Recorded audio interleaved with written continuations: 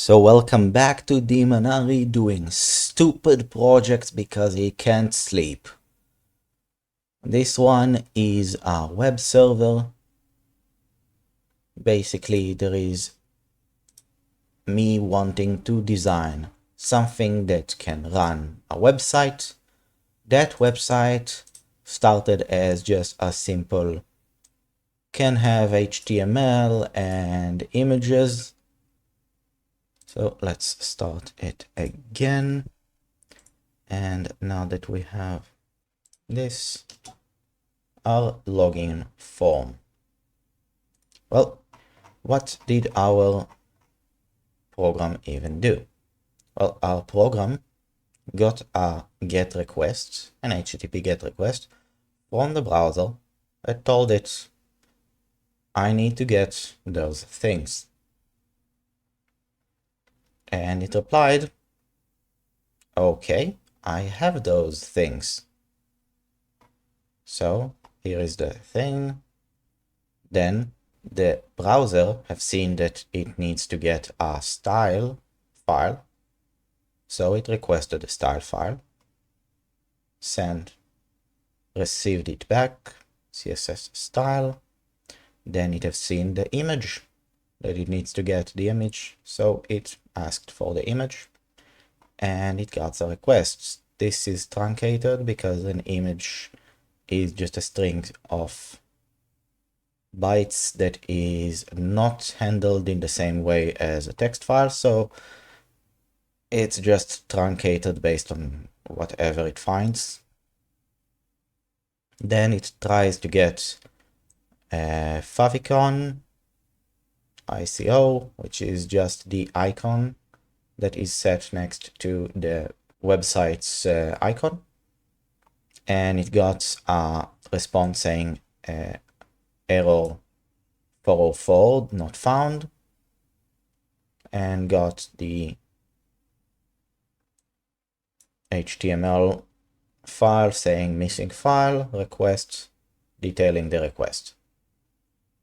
So after this, the browser that got all of the files it wanted, maybe not all of them, but most of the files it wanted, and handled the files that it didn't, the browser can display the website. Then I was like, okay, I have this website that I can run and do stuff with. But what if I want more than just a simple browser for looking at HTML files? What if I want to have some functionality? So I added a login system. And a login system requires the server to run scripts.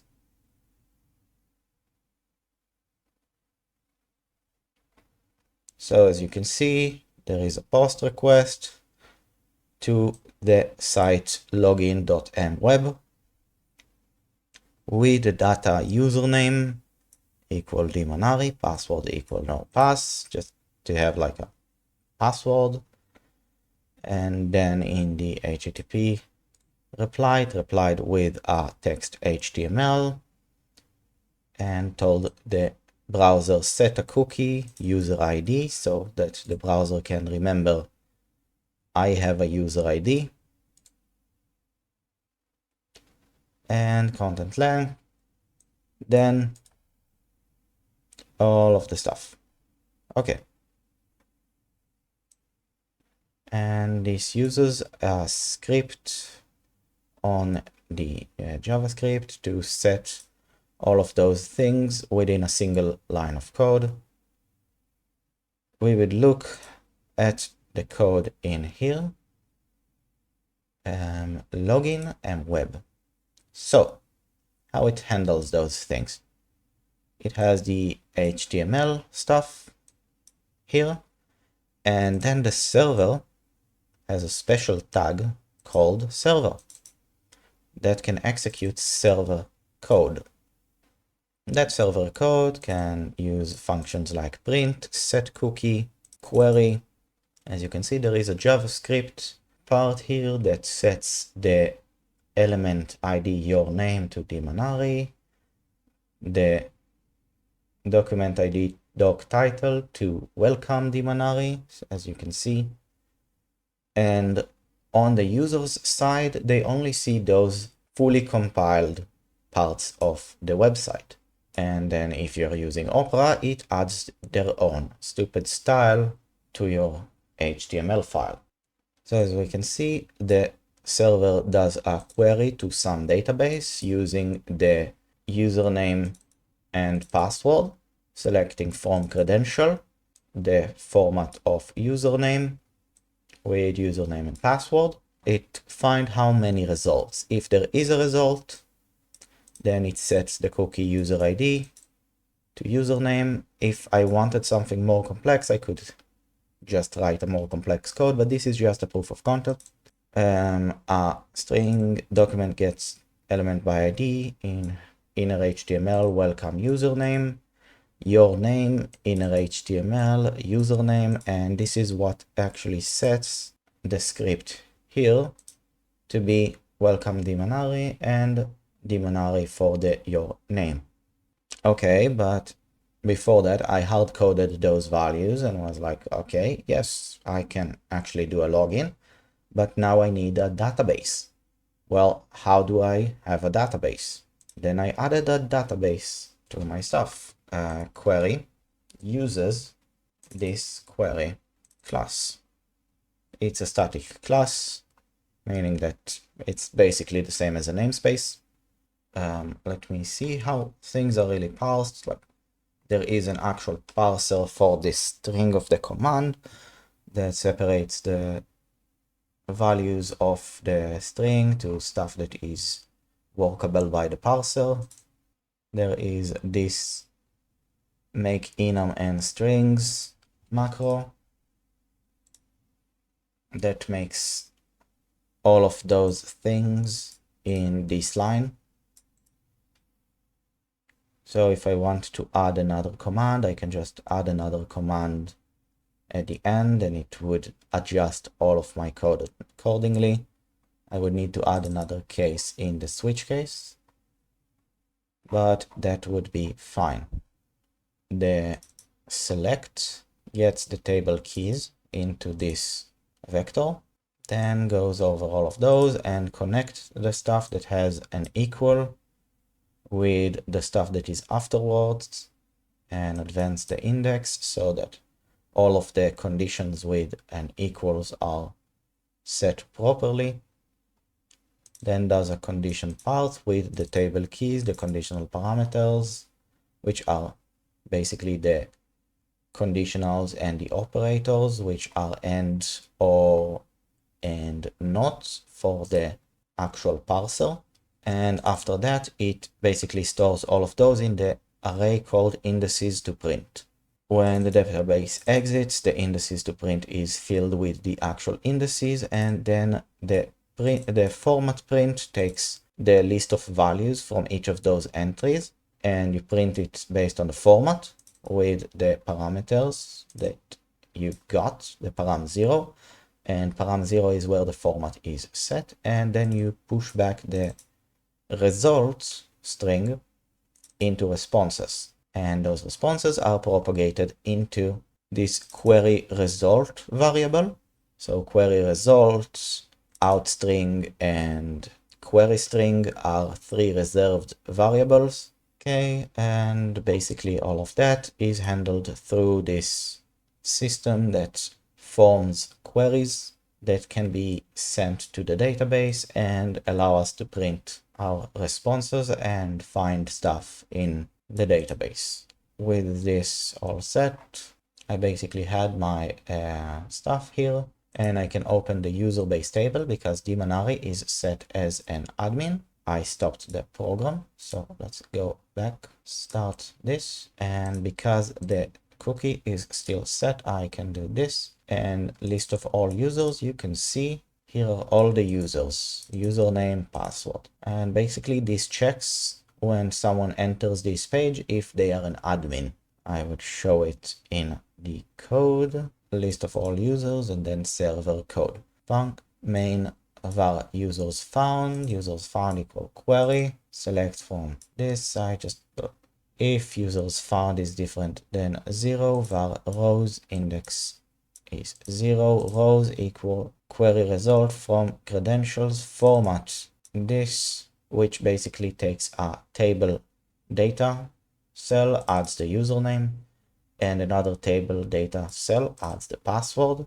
Then it prints table with border, prints up the 3 table cells, and while rows is bigger than index, because this rows is now set to the number of results in query results. And for each index, we get query from query result to query prompt. With index, we print the table data query prompt index, close table data, and then query prompt. With advanced, we print out the table row that we started in here.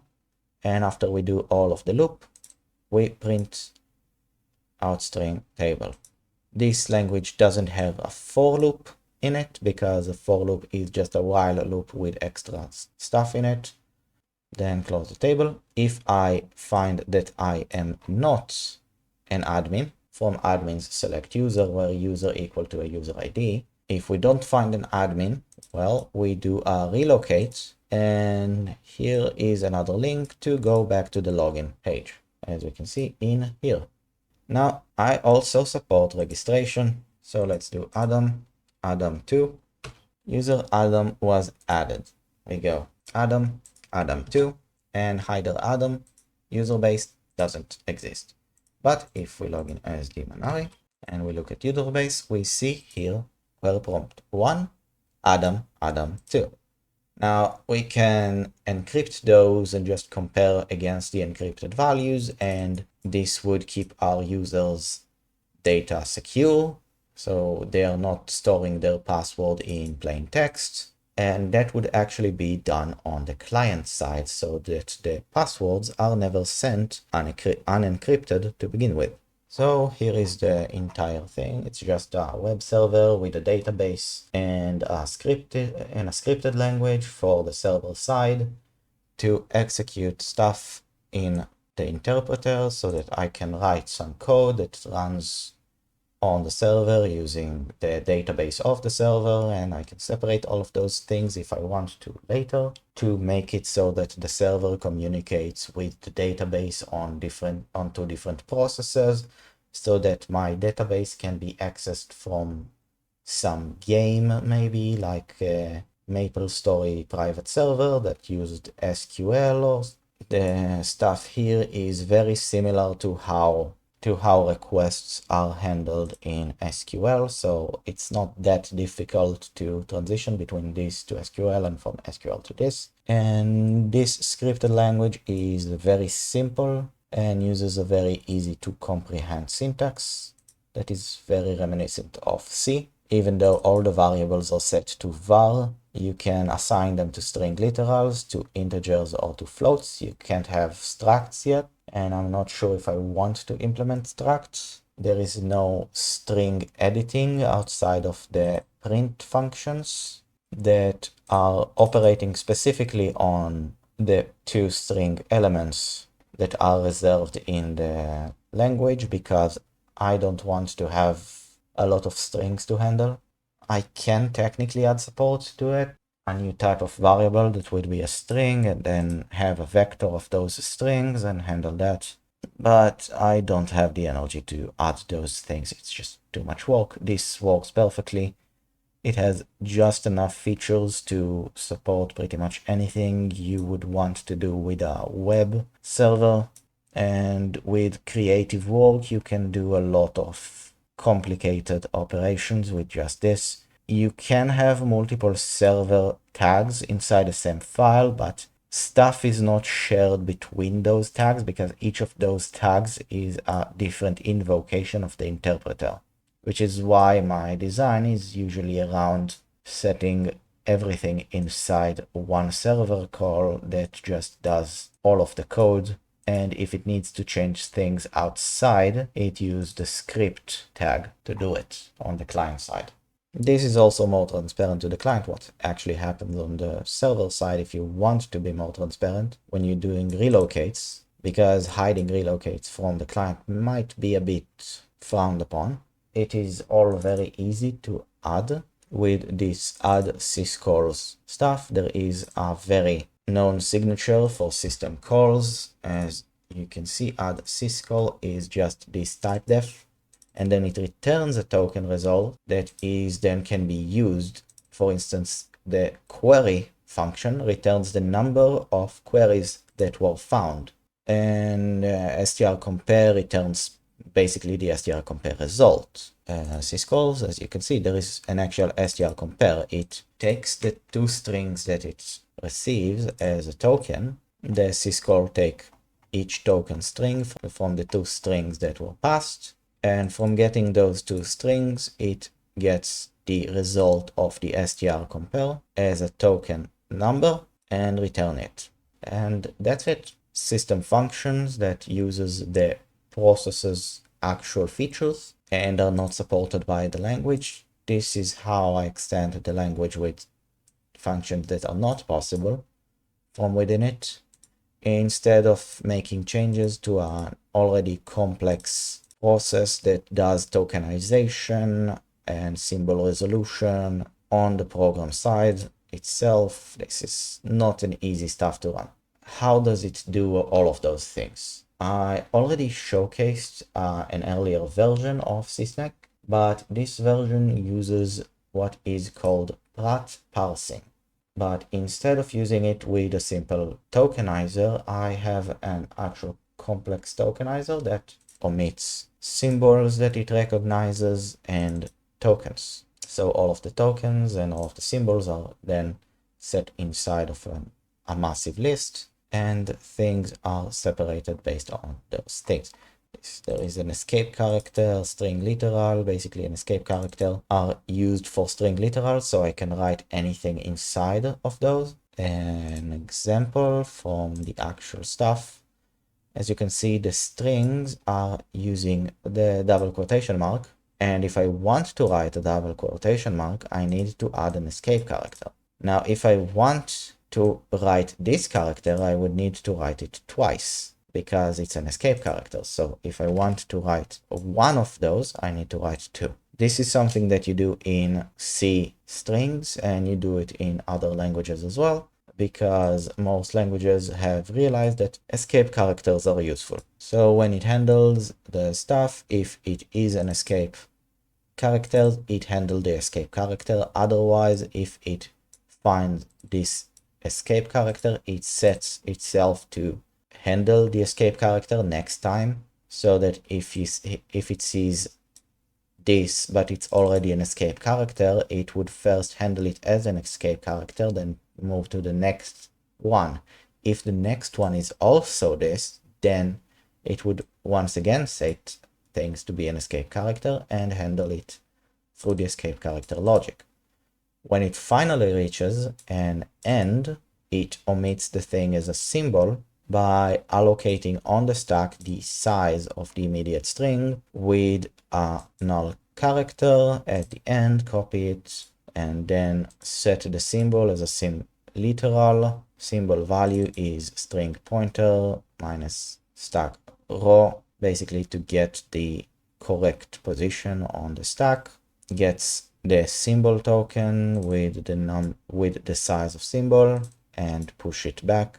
Then stops handling things as a string literal, resets the immediate string, and set the processing to token max. This is a way of handling string literals that is not trivial, but is very, very methodical and supports basically all of the things that you see in C programming. It's also supporting new lines, which is not something that's supposed to be happening in C, but I don't care. This was too much stuff to handle. I don't want to just return an error when it sees that thing instead of like actually try and handle stuff. It checks if it failed. Failed checks first for the operators. And if it didn't fail, meaning that it found an operator, then it generates the current token. Because maybe there was a token that was currently being processed, and then an operator was found. Well, if an operator was found in the middle of a token that is not a string literal, that token needs to be omitted, needs to be exported back into the list of symbols and tokens. Then we add the token operator. We add the operator token with the symbol value and we push it back. All right, I can just enter this into symbols and check that the symbol value is key func, which would be an O1 operation instead of this loop. But why bother? So this is the code reader. It does the tokenization. It adds function call stuff when it finds it. And then it splits all of the token, the entire token line, into a list of smaller token lines that are separated by being an expression. And then when it parses each of those separated lines as its own expression using Pratt Parsing in a slightly modified way. I'm not going to explain Pratt Parsing. If someone wants to know what Pratt Parsing is, there are better people to explain this. And the operator function just gets the function value from the operator itself and uses an enum based on the value of the operation function to apply the correct call the proper way. Operation, this uses that only if there are two parameters, because you can't have a comparison with one parameter. Same check happens with a lot of other stuff. Operation while, operation if, reference, dereference, return. There is a return. I'm not sure I implemented it properly. It was return code. Yes, it should be implemented properly. I just never checked. Functions in this language are returning the last token that was evaluated. Basically, each line evaluates to a token, and each instruction in C. Basically, they all evaluate to some value. And therefore, that value is the value that is returned when you run a code block. As you can see, run instruction returns a token. And when the instruction is stopped, you return the line. And this is just what happens. The server is just using the run server function. And that run server just does a start server, does the NetInit, set the file descriptors with the fd set for the select here. This is not the proper way to do it in Linux and would require a different implementation for Linux, because Linux can have something happen between the select and the accept. But in Linux, I can set an accept to be non-blocking. Oh wait, this does work in Linux because it checks if it's an invalid. If it's an invalid, then it has to continue and return to the select to sleep. So if someone removed it, the accept would return an invalid. I'll just need to set it in the parameters of the socket creation. Then memset the buffer to 0, read amount, receive from receiver, then close. If it received nothing, then continue. If it did receive, it to have the read amount to for the reading of the content of the message. Then generate the message based on the read amounts from the buffer. It generates a message class. Then it parses that message class and generates a message return. And if the message return was generated, then would send the reported reply, then delete the return message, delete the message get, close the receiving socket. If an error was found when trying to do select, then it would tell you those things. Those cases would be replaced with the p-error equivalents. When you are using Linux, I'll just add the defines for those to be compatible with both systems. Then it does a save.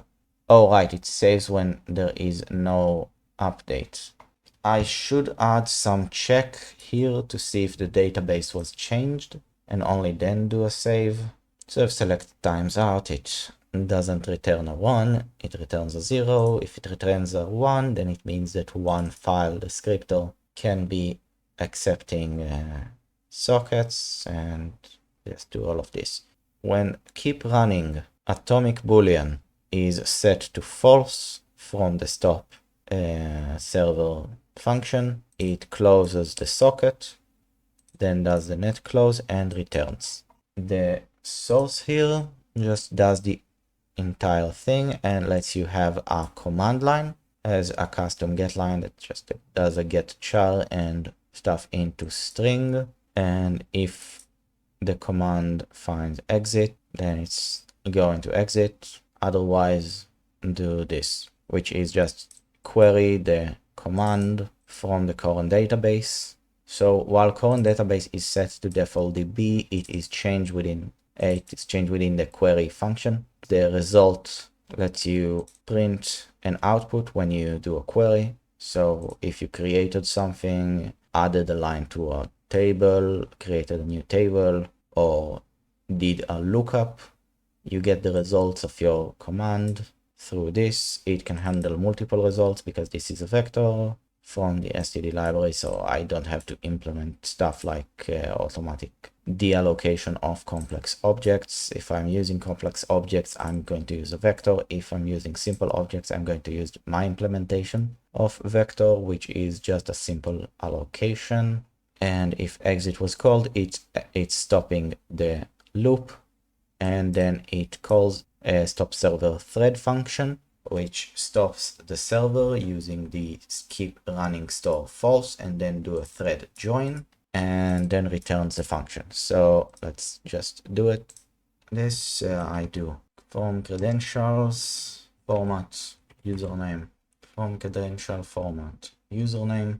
Here in database credentials does this, then exit, and it closes after the server thread joins. It might take a second because the server thread is possibly sitting on a select and is sleeping. So when select is timing out or receives something, if exit was called, it would execute the thing that it was queued to execute and just finish its operation immediately.